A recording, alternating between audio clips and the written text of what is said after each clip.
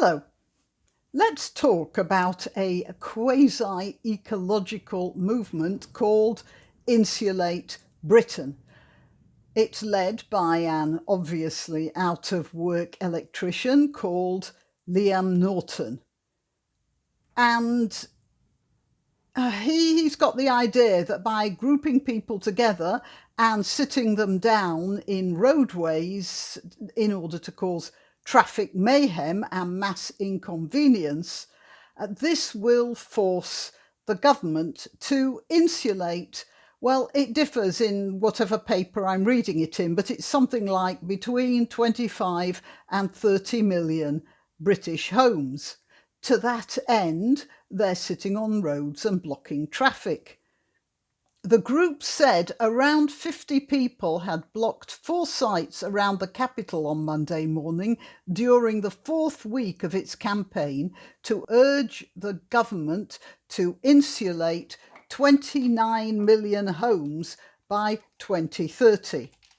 Now, I'm going to play you a video of a woman in a state of some agitation, begging to be let through so she can, let out of the traffic jam so she can go to see her mother who's just been taken to hospital.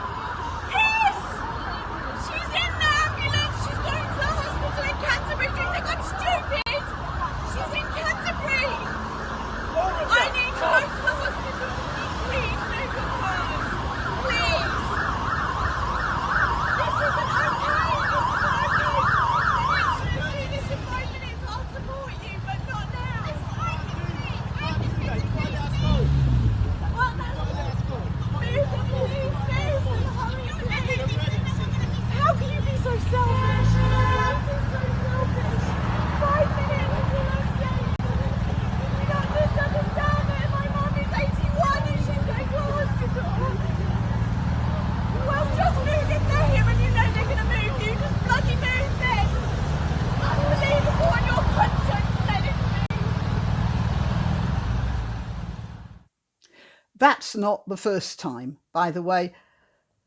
20th of September, there was another incident in which they blocked a motorway and a woman was left paralysed after she'd been stuck in traffic in the ambulance.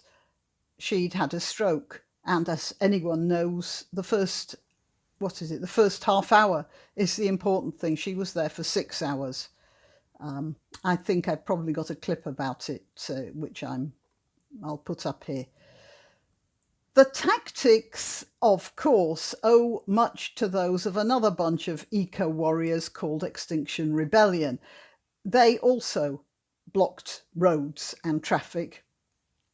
I honestly don't know why there are 2 of them, since they're basically doing the same thing, and I don't understand why the press and media are actually differentiating between the 2.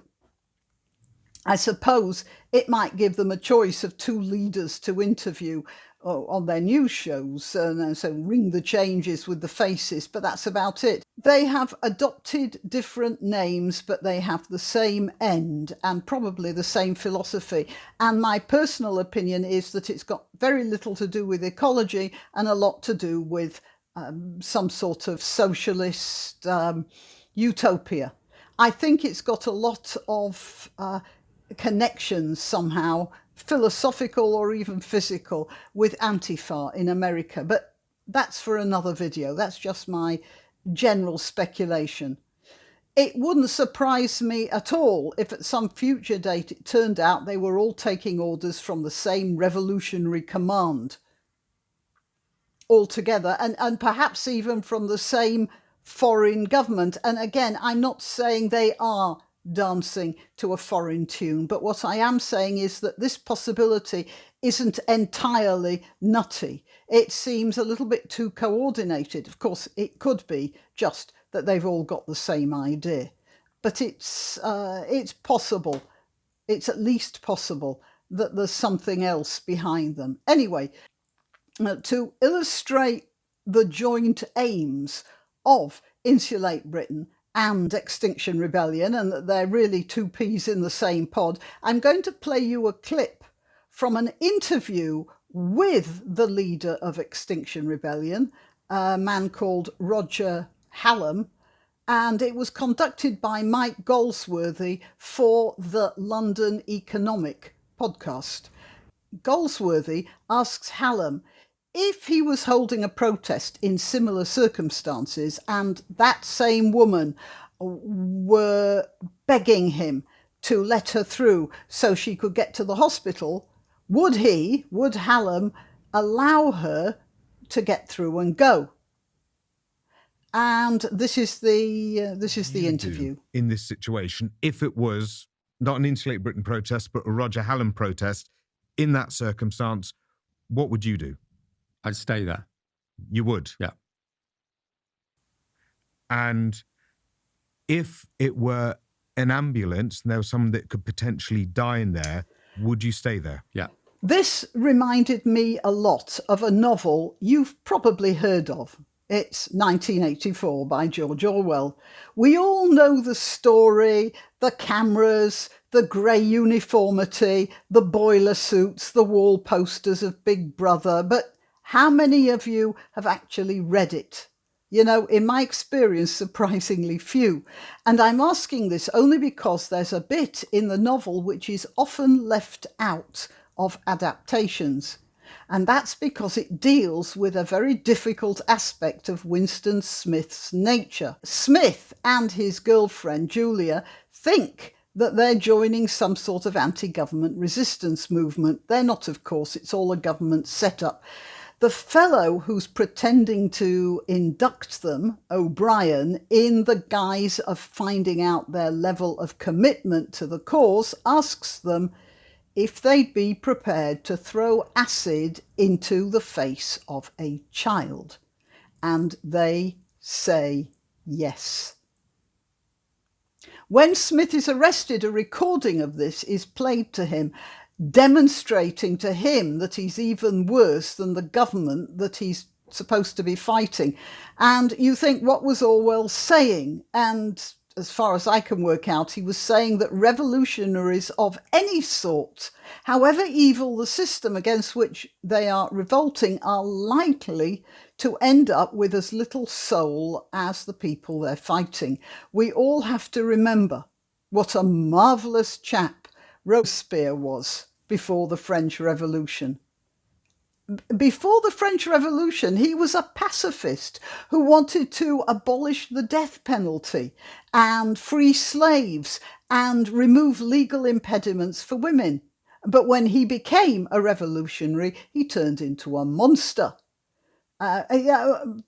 Even worse than the capricious monarchy he'd replaced. And that's the trap these people have fallen into. Now, if you want to go into philosophy about it, you have to say, is the remedy worse than the cure? In what universe would it benefit any cause to throw acid at anyone? In what universe would it benefit the cause of home insulation to condemn a stroke patient to years of paralysis and an early death? The answer is none. And I'm pretty sure that the steely-eyed certainty of Roger Hallam in that interview would have done more damage to the ecological cause than anything the government could have said. However, I do want to finish with a quote from the goddess of ecological awareness. You know what? I can't quite read the name here, but yeah, I can see what she says. She says, blah, blah, blah, blah, blah, blah, blah, blah, blah. Blah. Why not treat yourself or a favoured relative or friend to these magnificent examples of merch? The mugs and t-shirts come in the Graniopteryx design or Granbo with a firearm or the more deadly knitting needles. Go to www.graniopteryx.com.